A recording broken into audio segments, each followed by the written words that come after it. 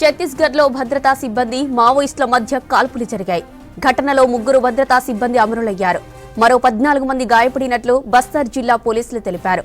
గాయపడ్డ జవాన్లను చికిత్స కోసం హెలికాప్టర్లో రాయ్పూర్ తరలించారు. మృతులు కోబ్రా కానిస్టేబుల్ దేవన్ జవాన్ లాంతర్ సిన్హాగా తెలిపారు. మావోయిస్టుల కార్యక్రమాలను అణచివేతకు భద్రతా బలగాల శిబిరం ఏర్పాటు ప్రయత్నాలు చేస్తుండగా ఈ దాడి జరిగింది. 2021లో టేకులగూడెంలో జరిగిన ఎన్కౌంటర్ స్థలంలోనే ఇప్పుడు కాల్పులు జరిగాయి. అప్పుడు 23 మంది జవాన్లు చనిపోయారు. ఛత్తీస్గఢ్లో భద్రతా సిబ్బంది మావోయిస్టుల మధ్య కాల్పులు జరిగాయి. ఘటనలో 3 భద్రతా సిబ్బంది అమరులయ్యారు. మరో 14 మంది గాయపడినట్లు బస్తర్ జిల్లా పోలీసులు తెలిపారు.